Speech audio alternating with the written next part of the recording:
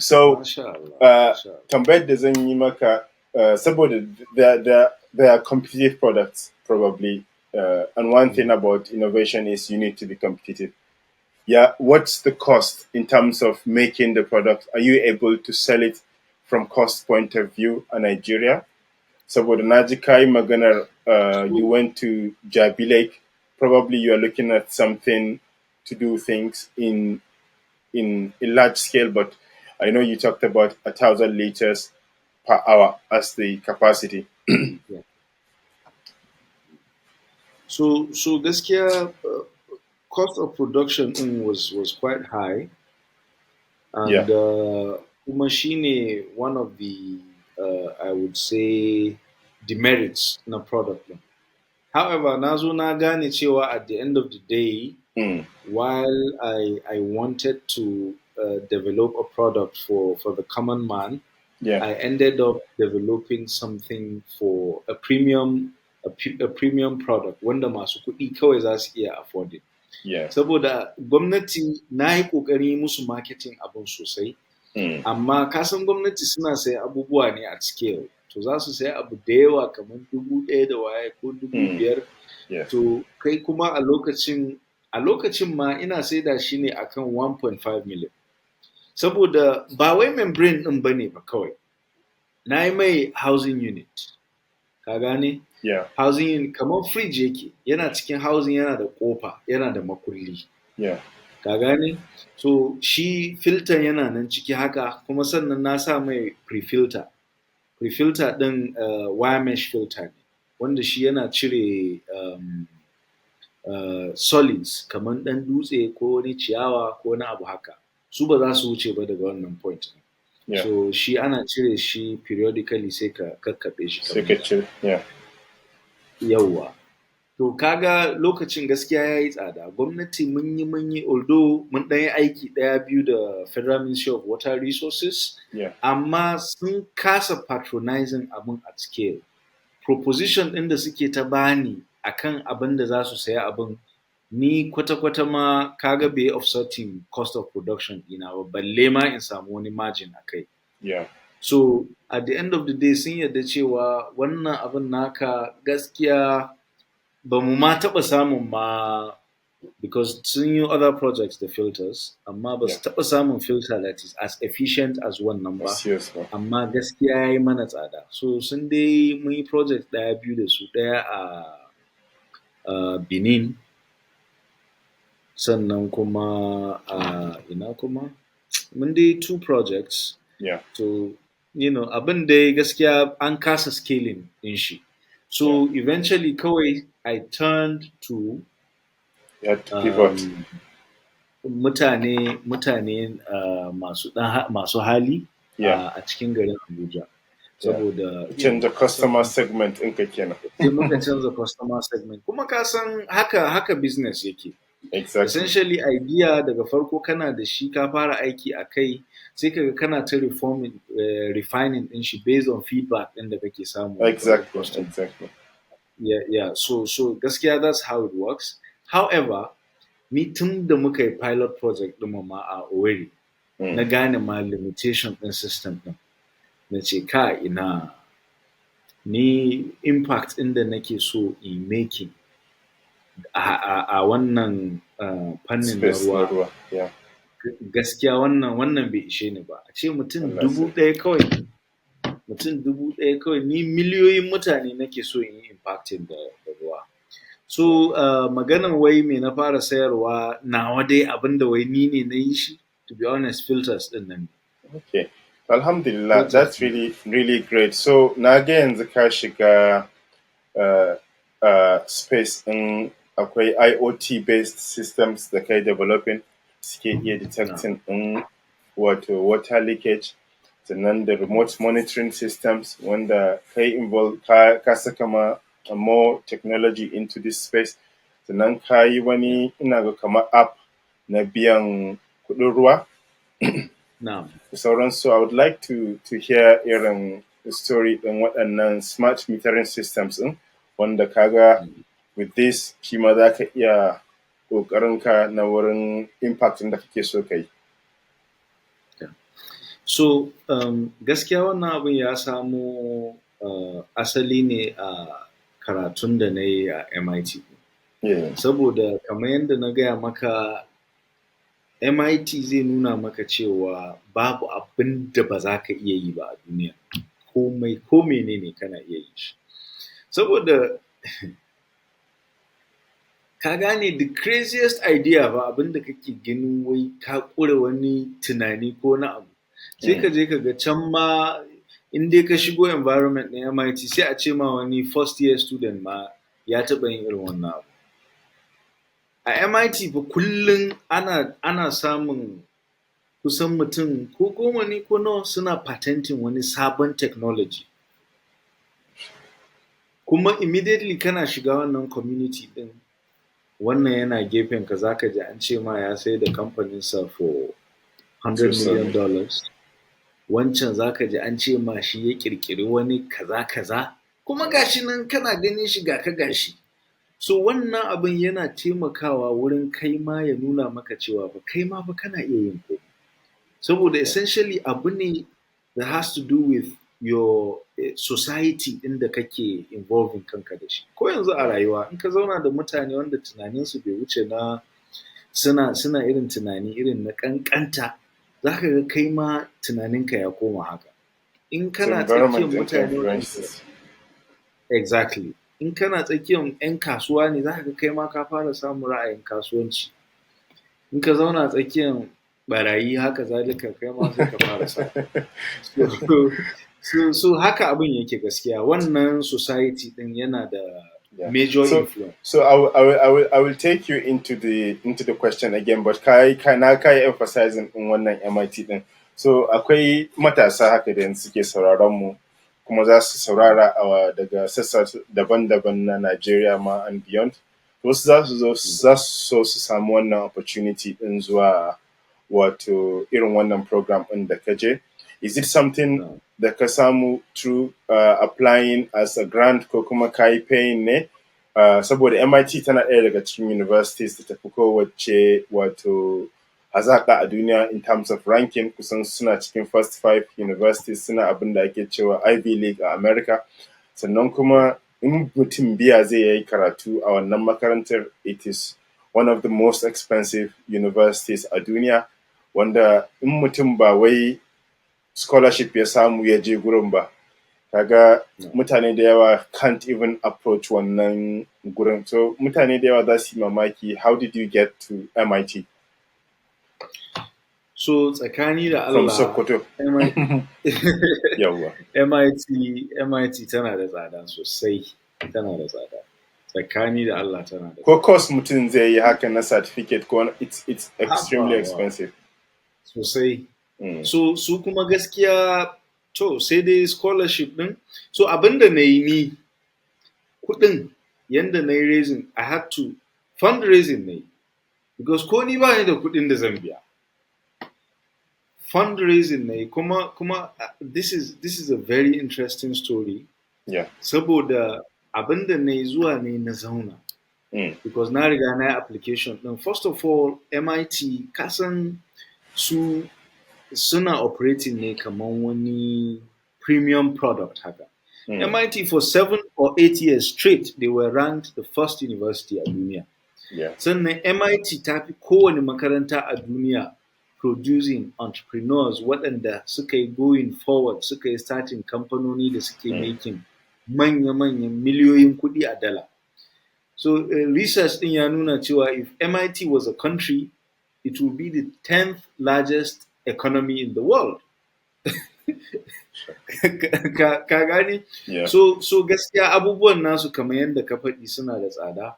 To ni na yi bincike sosai akan MIT.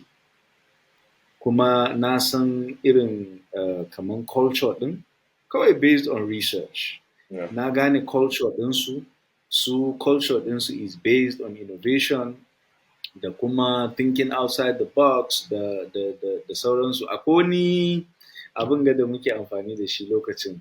Sai a ce you have to have at MIT you need to have the ko mindset of a pirate ne with the executional skills of a Navy SEAL.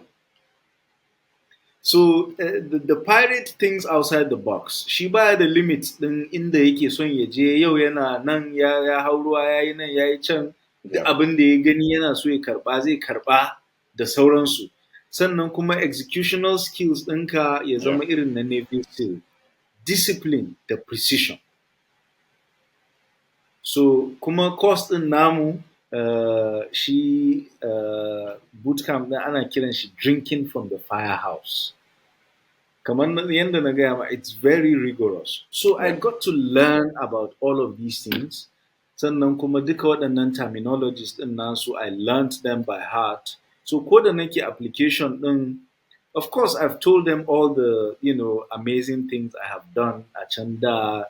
I was published at JS3 at 13 years old. Yeah. Sannan kuma gashi nan ina da idea na product wanda na riga na yi validating ɗinsa zai yi making impact kaza a water sector. Sannan kuma ni, despite being a science student, I'm a creative writer. Da sauransu. So distinguishing factors ɗinka, differentiators ɗinka. Yeah. Absolutely. Abubuwan da suka bambanta ka da sauran mutane. Exactly. Sannan kuma za ka nuna musu kaman abubuwan suna baka sha'awa da terminologies ɗinsu da irin 'yan motto ɗinsu da sauransu. Don saboda motto na MIT is learning by doing. So just to say something, lokacin da ina undergraduate, I did my undergraduate at Istanbul, but I studied chemistry kamar da na gaya maka da environmental engineering. So akwai EDX, I don't know if probably you know the platform EDX. edX, yeah, MIT course, sure. So I used to access those, and Kasan, it's free to access na MIT at that time. So zan je in muka yi chemistry a class, zan je na MIT. Akwai mutumin da ya samu Nobel Prize na chemistry 2023, Munji. So zan je na saurari course ɗinsa da physics. Duka dai za ka ga malami ya tsalle ya hau kan tebur, ka gane yana so ya nuna wa ɗalibai yanda free fall ko wani abu yake. Ka gane? So I was really amazed da yanda suke, ko kuma in ya tambaya idan aji aka yi shiru sai ka je shi, this is the MIT. Ka gane irin ya za ku yi shiru ne, ka gane irin you get that. Sannan kuma yadda suke breaking down abubuwa, komai irin I don't know, komai irin intellect in mutum will be able to pick up something, ko chemistry ko physics, za ga language is not so complex. Yadda malaman suke, ka gane, za ka ce this is the biggest university ko kuma best university a duniya, amma kuma yadda language da ake maka breaking down abu, ko kai ne the most dumb person haka a duniya, za ka gane irin how come me yasa makarantun da suke ƙasa su kuma suka fi kowanne wahala wurin showing concepts, ka gane? So but yeah, I happened to get that irin EDX experience or edX experience, and I was about to go to the MIT, the Harvard, but I couldn't go at some point. Yeah, I'm glad you could relate, gaskiya. Yeah. So I really value it. I really value the opportunity. Saboda I got an opportunity in our undergraduate to go there, but one professor na MIT and Harvard at the same time. He was a joint professor, and na biotechnology actually. Let me say it's your field. So his name was Ali Kadem Husseini. That guy was a professor of biotechnology. And he was a student of another professor who is probably the most cited professor in the world today, known as Professor Robert Langer. In ka je ka duba Professor Robert Langer, za ka yi tunanin tsafi ma yake yi, saboda irin yanda yake science. Zai ɗauki ɓera misali, ka gane, ya ɗauko wani part ɗin ɓera ya yi masa operation, ka gane, ya fito da shi, ko ma ya saka wani irin ya wani tissue engineering a waje, ya yi engineering in tissue da plastics da bioplastic da waye, ya haɗa wani irin me zan ce maka organ, artificial organ, sannan ya ɗaura ɓera, sannan ɓeran ya tashi ya ci gaba da motsi. Ka gane, it's incredible. Za ka ɗauka tsafi yake yi. Robert Langer, he is the most cited irin professor I believe today a duniya, and in fact ana ta expecting ma shine zai zama irin next, duk shekara ana sa ran shine next Nobel Prize winner, but har yanzu dai Robert Langer bai samu Nobel Prize ba, but probably zai samu, and he's a chemical engineer by the way, amma kuma yake harkar bioengineering. Ka gane, so da ina undergraduate I wanted to go there, and guy din ya accepting ina na zo lab ɗinsa na yi spending in summer, I think it was 2012, MIT da kuma Harvard Medical School. He had dual appointment kamar da na gaya maka. So, and I was going to support myself. Ya ce min they can't pay me, but they let me to come. Kasan ko admission in ma ka samu aka bari ka zo. So kai kuma inda kudin zama, you should just go and sort that out. I said, no problem, I'm going to do that.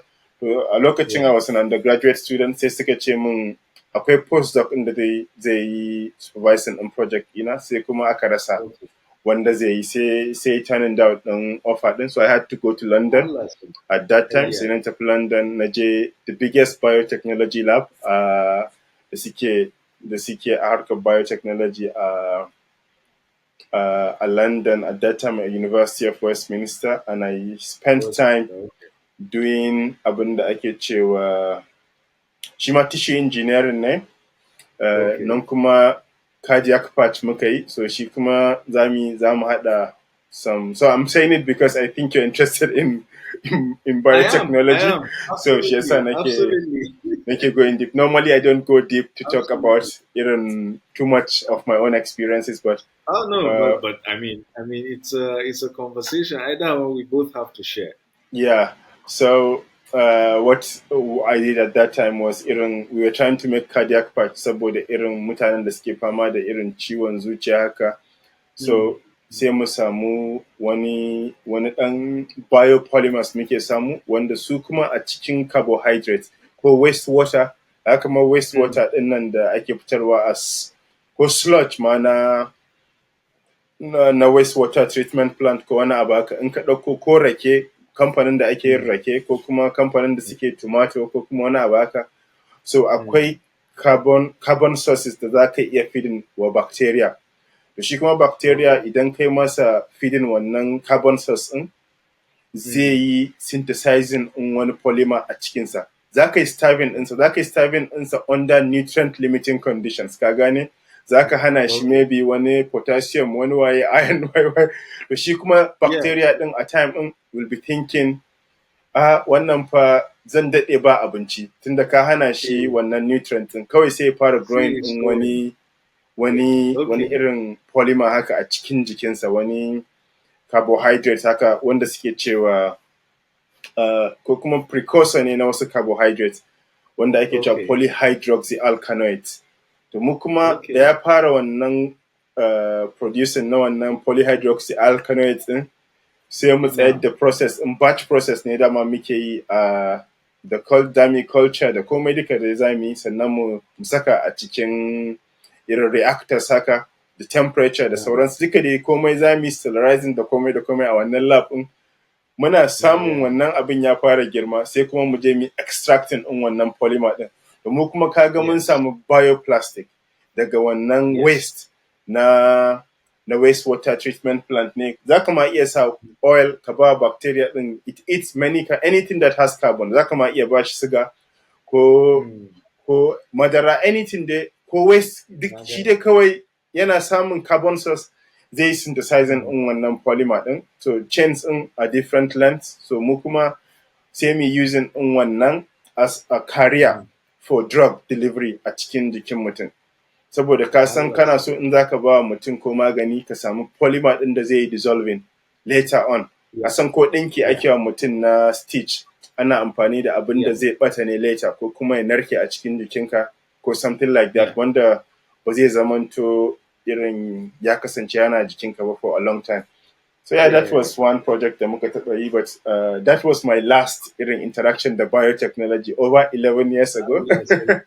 But tun daga lokacin da I moved away. That's really interesting.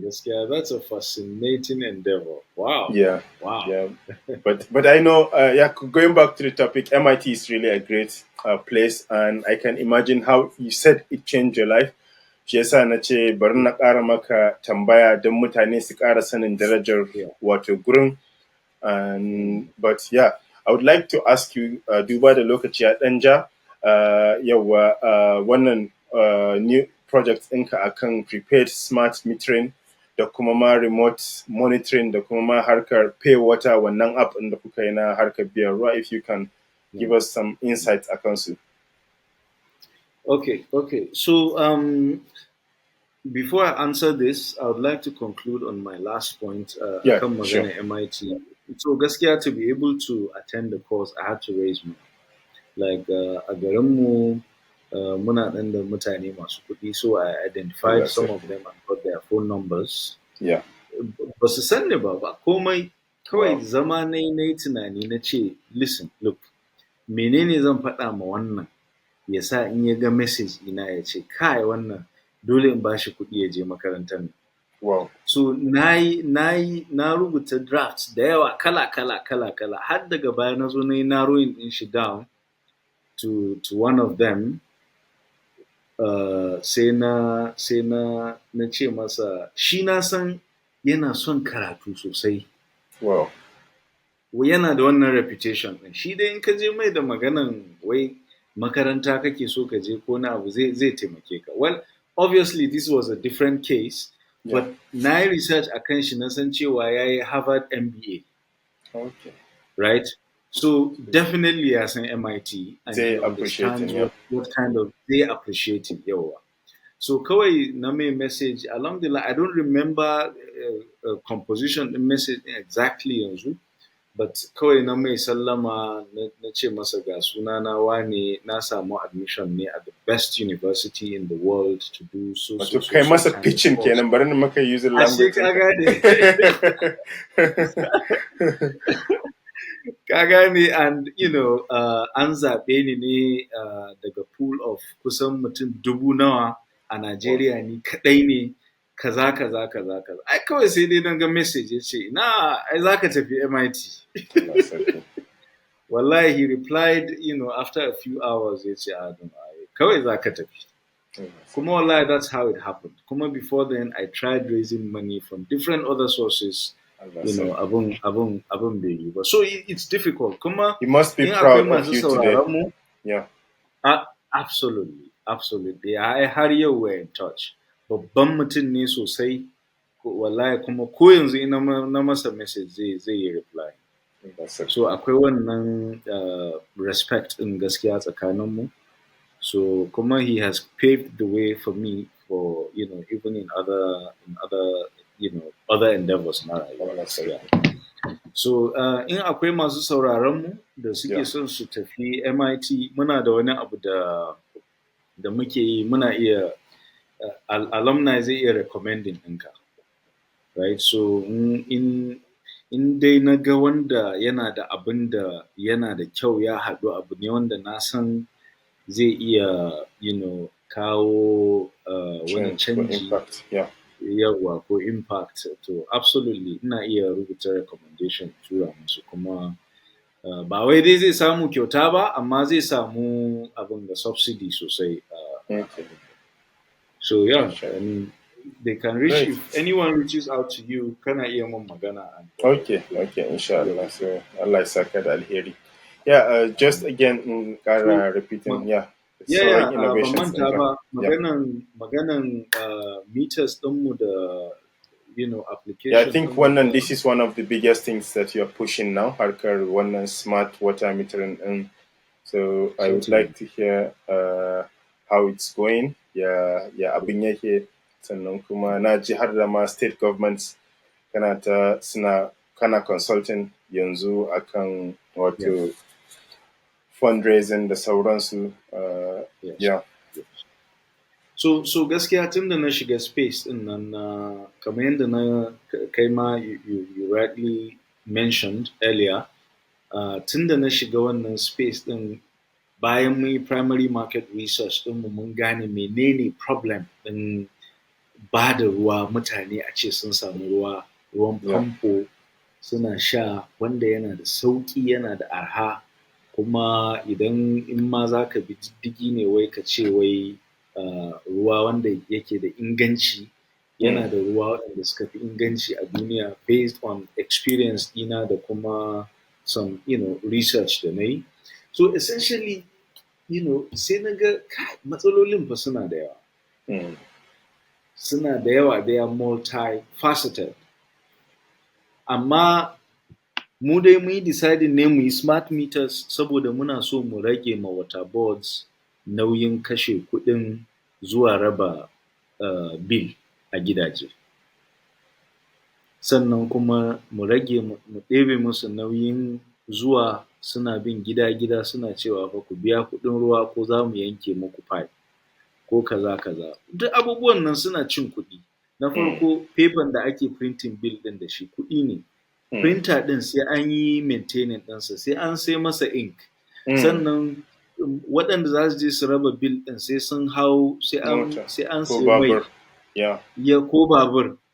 Sannan su da yawa ga ba mutum ɗaya ba ne. Wata sa'in za su daɗe sai an ba su kuɗin yawo a ƙasa suna shiga house to house. Exactly. So associated costs ɗin suna da yawa. Kuma duka waɗannan suke sa water boards ɗin suke kasancewa ba su da kuɗin da ma za su biya ma'aikata ko kuma su yi gyaran wani pipe in ya lalace ko wani mashin in ya lalace ko su saya alam na tace ruwa ko wani HTH ko da sauransu dai. So duka waɗannan abubuwan sai muka ce to me za mu yi mu cire musu wannan cost ɗin. To shine muka yi developing meter. So ina ma da shine na yi patenting. It's an IoT based system. IoT yana nufin idan ka ajiye abu a nan kuma kana wani wuri ko wani ƙasa ko ina ne abin kana iya controlling ɗin shi daga duk inda kake a computer. Yawwa. So yanda shi mitan yake kenan design ɗinsa kenan kuma mun yi designing ɗinsa ne haka nan saboda duba da yanayin mutanenmu. So mutanenmu idan ka sa musu mita ka ce musu za ka biya kuɗi kamin ka sai ruwan duk da ruwa yana da arha wani yana iya cewa shin wai niyya zan yi ne in sha ruwan nan kyauta. Na akwai wani calculation da kake yi, maybe za mu so ka ɗan taɓa mana wannan calculation na cost ɗin ruwa in kai mutum ya siya yana siya a waje da sauransu. I think akwai wani. Yes. Yeah.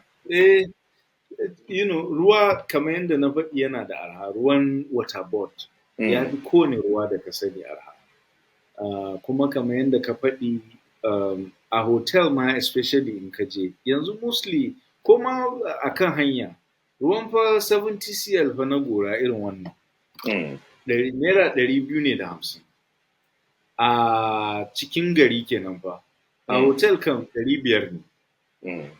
So shi kuma water board ɗin Abuja suna sai da lita 1000 wannan kawai 70 cl ne amma kaga 500 a hotel. To amma ruwan water board lita 1000 zai cika drum guda 5. Shi kuma naira 100 da naira 10 a Abuja kenan. A Kaduna 95 naira ne 90 ko 95 naira lita 1000 drum 5 kenan. Yau muke magana. To currently. Yes, currently 95 naira.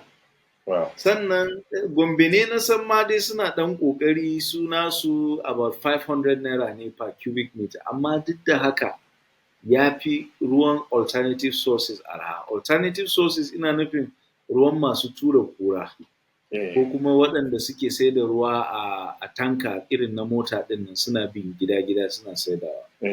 Tanka 1 cubic meter kusan 4,000 ne. Mm. Masu tura kura kuma 100 liters, about average cost na 100 liters 1,000 ne. So in kana son lita 1,000 Mm. a It's 10 wurin years. masu tura kuran nan, kaga 10,000 kenan. Yeah. Ka gane? Kuma shi ruwan da mutanenmu suke saya kenan. To ai yafi na famfo tsada sosai ma, ko kusa ba ma, ka Yeah. gane difference din ba ma nan kusa bane. Yeah.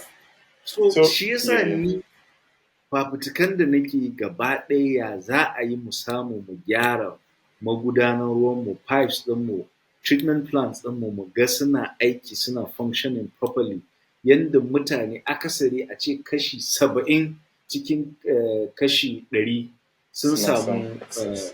suna da wannan access ɗin. Mm. So So kamar kuna yadda na aiki faɗi, akan leakage mako banda shi kansa metering din. So wannan yes, ranar sallah din nan muna tare da wani tsohon commissioner na water resources na Kaduna State. okay, Currently he's still a commissioner. Lokacin El Rufai he was a commissioner. Sannan kuma all right, wannan karan he's commissioner ina ga wani portfolio din daban. But okay, I was asking him part of the challenges that ake facing, why me yasa babu ruwa. And he mentioned a number of reasons. Ɗaya daga cikinsa is vandalism na asset ɗin ruwan. Ka gane, so kaga in kuka saka mita ɗin ma wasu kawai they are skeptical of meter. Kawai yeah. suna tsoron mita. Ka gane, hatta ta wuta kawai shi baya son mita. What kind of efforts kuke yi domin wayar da kan mutane su san mita din nan fa aka sa musu, it will still save them wannan kudin. I know you have been educating people on different media cewa ruwan nan is cheaper. Mita din nan it will let you to access. I would like to hear maybe irin efforts in that you are putting also on this. So idea namu na idan za mu yi irin public awareness campaigns, Yeah. ana fita ne da drum guda ɗaya da kuma bottle water guda ɗaya. So No. duk inda aka je aka tara mutane sai a ce musu, kun ga wannan mitan, drum ɗin nan guda 5 shi ne zai ba ku access to ruwa. Abinda za ku biya kuɗin wannan guda ɗaya shi kuma mita zai ba ku access to ruwan drum guda 5. So idan wannan naira 100 ne, saboda da naira 100 ake sai da wannan ruwan. To sai mu ce musu, to kaga kuɗin wannan shine kuɗin drum guda 5 na wannan, amma da mita. So kasan kamar yadda na ce maka, motto na MIT is mens et manus, which is learning by doing. Wani lokaci visualization mutane sun fi gane abu da shi. Kaga in ka zo ka nuna musu suka ga contrast din, ga bambanci, wannan fa babba ne kuma guda 5 sannan akan naira 100 da mita kenan. So kaga da wannan they would do anything su yi protecting wannan mita. So da yawa gaskiya ni ina ganin kaman muna samun disconnect ne wurin communication. Ba mu investing sosai akan awareness da advocacy da sauransu.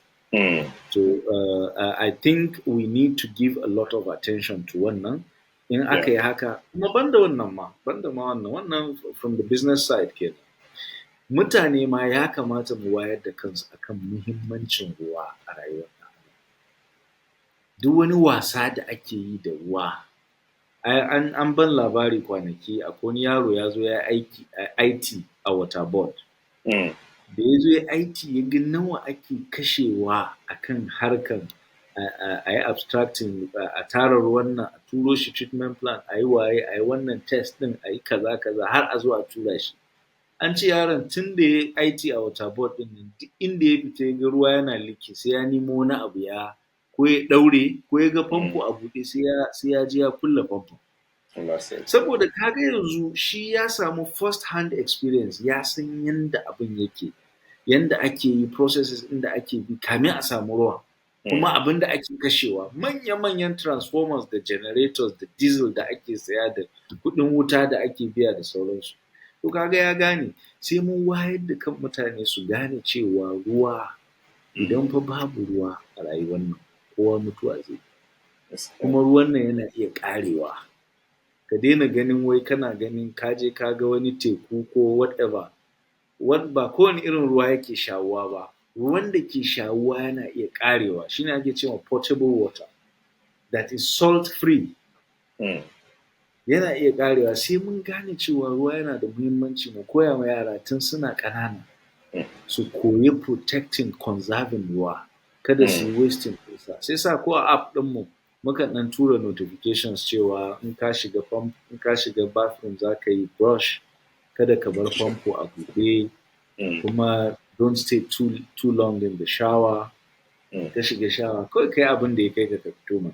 Wani mm. yana can sai ya yi tafiya kusan kilomita 2 kamin ya samu Kafin ruwan da sama. zai sha. Gaskiya ne. You know? So duka irin waɗannan abubuwan suna da muhimmanci sosai. Maganar leakage detection systems kuma, leakage shine yake accounting for the greatest loss a water sector. A duniya gaba ɗaya ana losing $39 billion kowane shekara Kan to leakage. leakages. Kuma leakages kala biyu ne. Akwai wanda ake samu ruwa zaka ga yana zubewa a pipe, Mm. akwai kuma abinda muke kira a team ɗina a Hydronamics muna kiransu spiritual leakages. Su ne leakages na corruption. Mutum ya je ya anso kuɗin ruwa ya sa aljihu, bai je ya ba water board ɗin ba.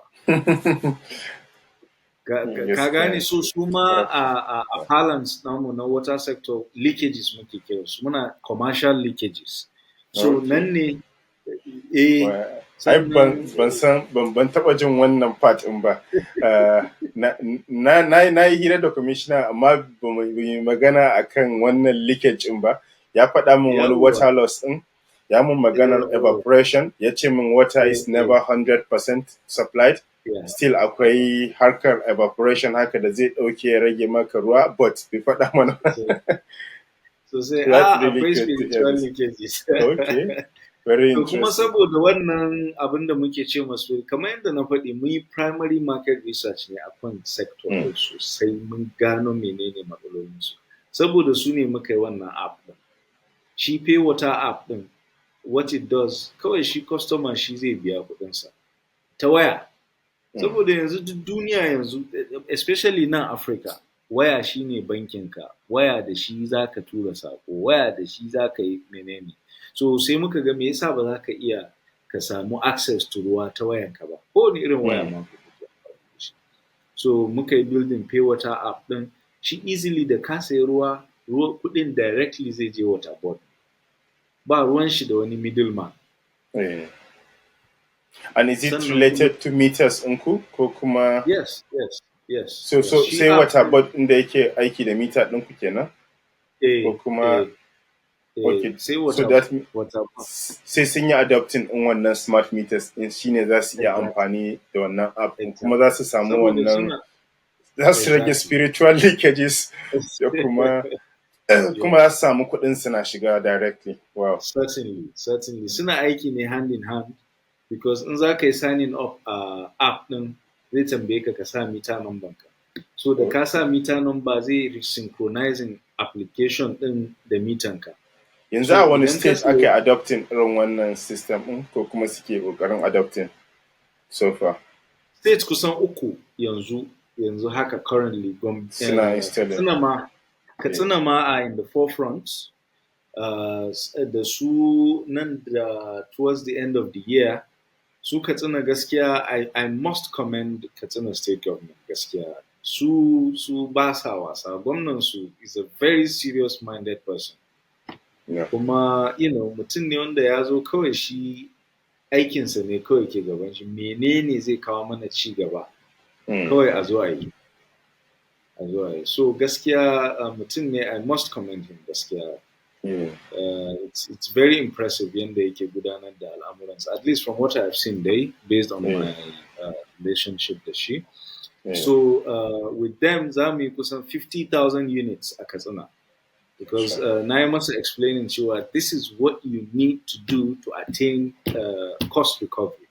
Saboda yana complain sosai akan na farko kuɗin diesel, sannan na biyu kuɗin water treatment chemicals yana ci musu kuɗi sosai.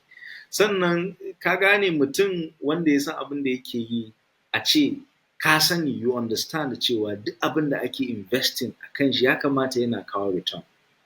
To ko ba sa gani. So I've been able to explain to them cewa this is what you need to implement to achieving cost recovery. Kuma gaskiya they have agreed. So we're working on multiple fronts dai da su gaskiya in terms of financing for infrastructure da kuma metering din da sauransu. So inshallah we're going to roll out in Katsina towards the end of the year. Sannan akwai Gombe, su ma Gombe muna magana da su. But I don't want to go into details da yawa saboda yadda ka san harkar gwamnati ya kamata we just keep it on the wraps.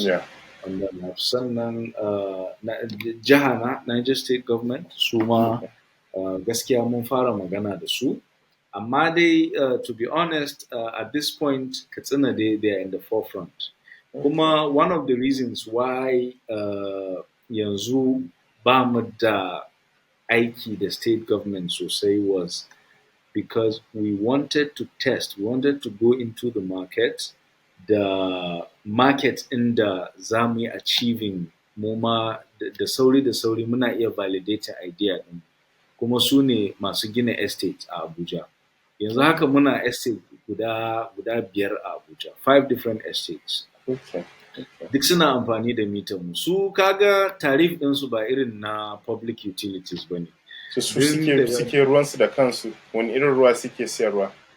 Most of them zaka ga estate ɗinsu zaka ga boreholes ne, suna da industrial boreholes, sun tara ruwa underground tank, overhead tank sai suke distributing a estate ɗin.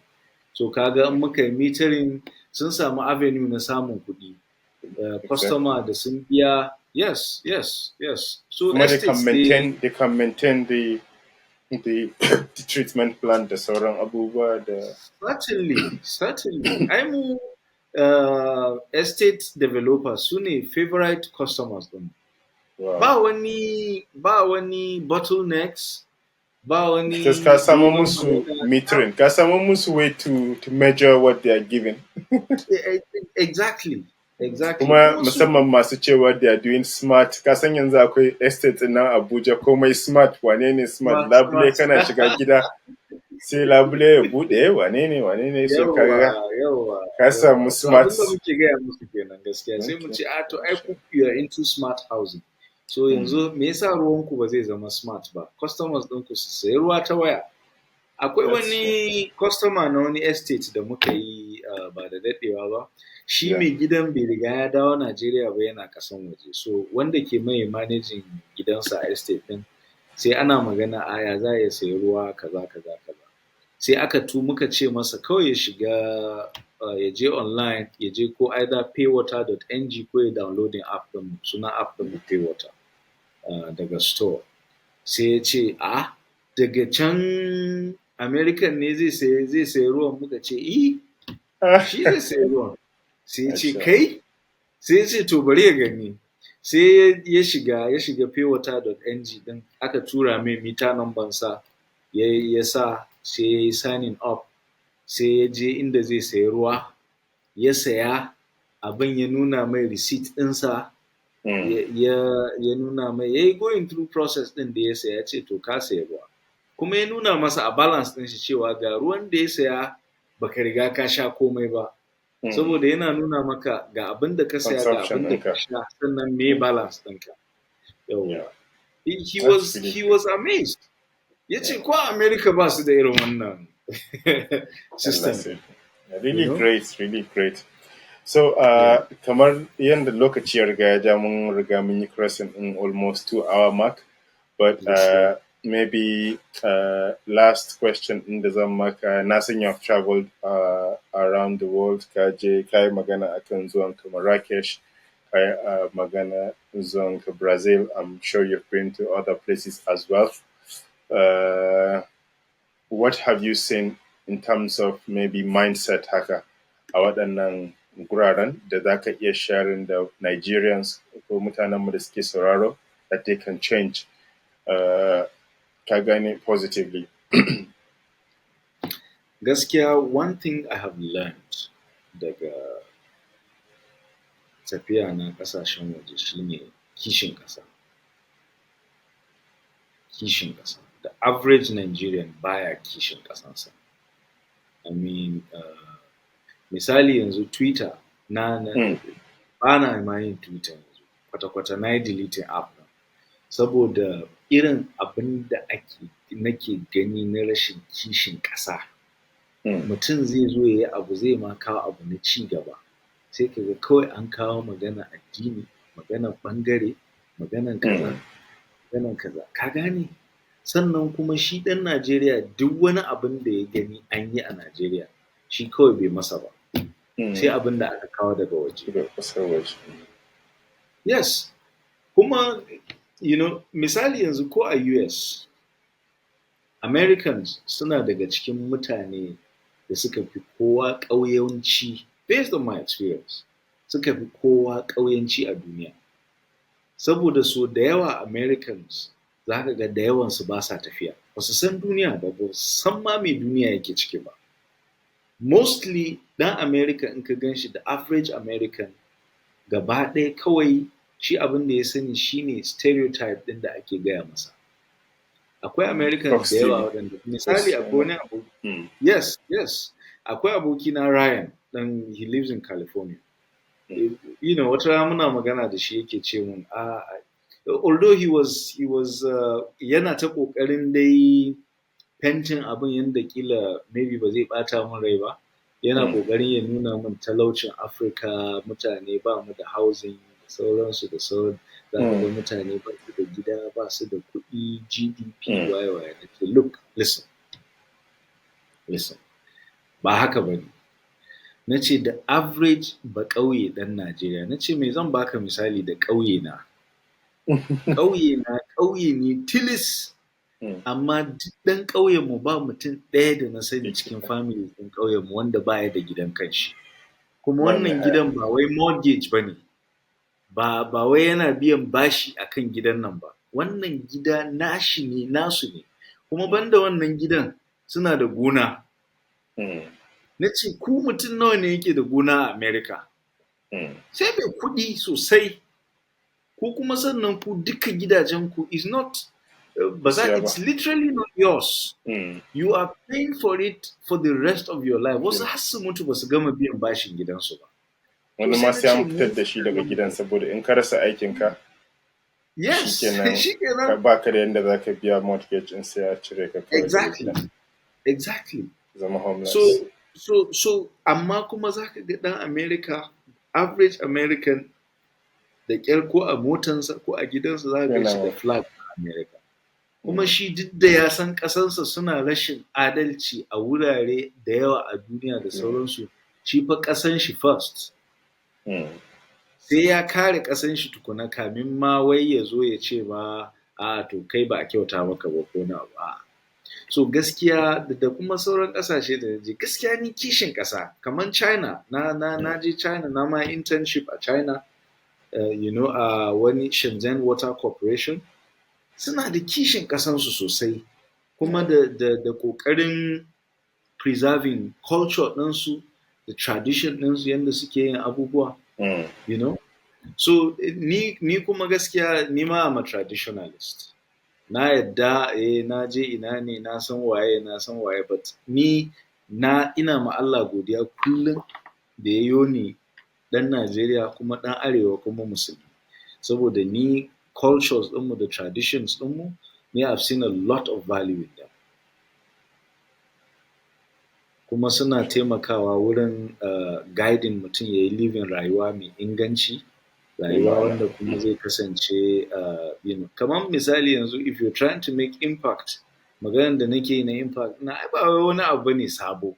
Musulunci daman kullum abin da yake gaya maka kenan, kai kokari kai ma makwabcinka kaza, mutane kai musu kaza, kai sadaka, ka cire ma dutse daga kan hanya ma sadaka ne, kai murmushi, kai wane, wannan ba wani sabon abu ne, kawai musulunci ne. Sannan kuma I'm happy that you put it in this way. Ɗazun nan muke magana da wani guest ɗin shi ma exactly da muke maganar impact abin da ya ce kenan. Mun sani cewa akwai instances na da suka nuna ruwa ma an kai sadakan shi yana iya taimakawa wurin curing wasu irin cututtuka da sauransu. So kawai it's basically musulunci da kuma al'ada da irin namu.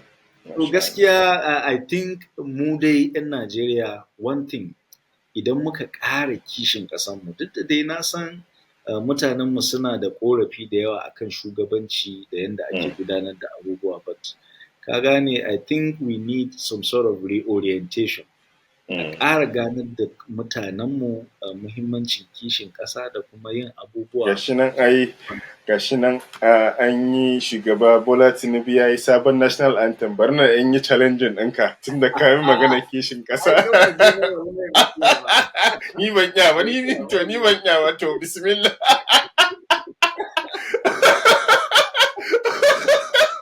To ina za mu je magana kishin ƙasa, to dukkan mu yana.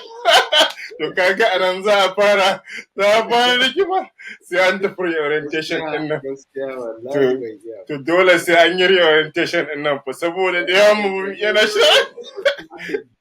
To ai hadin shugaban kasan kansa na gaya maka gaskiyar magana ba mu kadai bane yan majalisar ma bu siya.